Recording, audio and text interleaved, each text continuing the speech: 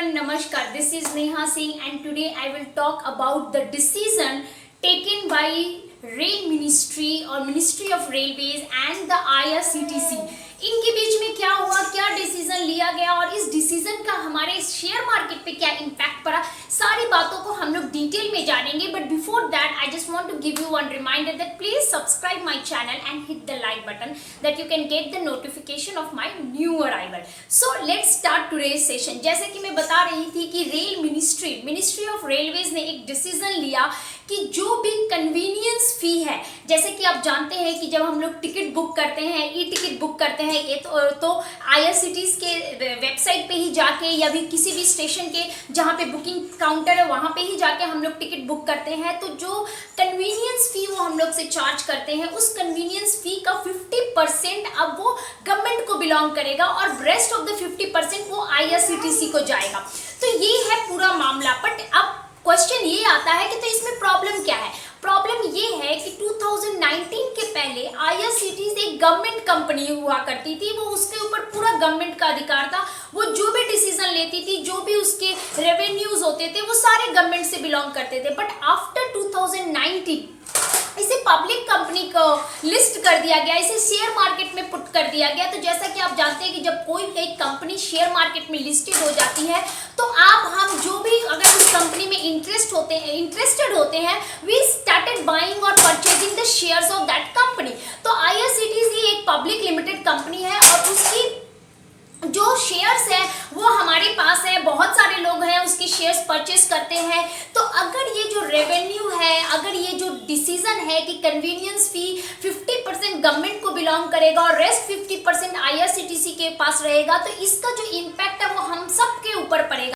अगर मैं आप लोगों को एग्जाम्पल के थ्रू समझाऊं तो सपोज आईआरसीटीसी ने अपने जितने भी टिकट्स वो बेच रहे हैं, उस टिकट को बेच के सपोज वो 100 रुपीज कन्वीनियंस फी अर्न करते हैं. तो उस 100 रुपीज के ऊपर टैक्स डिडक्शन के बाद सपोज उनके पास 80 रुपीज बचते हैं. तो उस 80 रुपीज में इस डिसीजन के बाद क्या होगा कि 40 रुपीज हमको डायरेक्ट गवर्नमेंट को दे देना पड़ेगा और रेस्ट 40 रुपीज को आईआरसीटीसी अपने पास रखेगी और अपने जो भी उनके शेयर होल्डर्स हैं उनको एज अ डिविडेंड डिस्ट्रीब्यूट करेगी. तो डिविडेंड क्या होता है? बेसिकली डिविडेंड वो अमाउंट है, वो अर्निंग है, वो पैसा है जो शेयर होल्डर अपने शेयर्स के ऊपर अर्न करता है. एक तरह का प्रॉफिट को हम लोग डिविडेंड कहते हैं, शेयर होल्डर्स के प्रॉफिट को हम लोग डिविडेंड कहते हैं. सो अल्टीमेटली वो प्रॉफिट शेयर होल्डर से वो डिवाइड करेगा, डिस्ट्रीब्यूट करेगा अमॉन्ग्स्ट द शेयर होल्डर्स. तो अब देख लीजिए कि ऑलरेडी हम लोग टैक्स पे कर रहे हैं गवर्नमेंट को टैक्स ऑलरेडी मिल रहा है. उसके बाद जो 80 रुपीज डिस्ट्रीब्यूट होना था, उस 80 रुपीज में 50% गवर्नमेंट रख ले रही है और 50% गवर्नमेंट बाकी लोगों को आईआरसीटीसी को दे रही है, जो कि वो अपने लोगों में वो डिस्ट्रीब्यूट करेगा, जो कि एक बहुत ही रॉन्ग डिसीजन है. Why we are giving so much to government? मैं क्यों बेवजह का दूं? जब आप एक कंपनी को पब्लिक लिस्टेड घोषित कर दिए हैं 2019 के पहले, ये पूरी तरह से गवर्नमेंट कंपनी थी, तो वो जो भी डिसीजन लेती थी हमें उससे कोई मतलब नहीं था. But after 2019 it is declared that it is a public listed company. People are allowed to buy और purchase the shares of the IRCTC. All this government has decided कि मैंने जो डिसीजन लिया था to take the 50% of convenience fee, वो decision government ने वापस ले लिया है. दीपम जो कि department of investigation and public asset management है, उन्होंने गवर्नमेंट को डेफिनेटली बताया होगा कि जो ये डिसीजन है वो बहुत ही गलत है और इससे हमारे शेयर मार्केट पे बहुत बुरा असर पड़ेगा.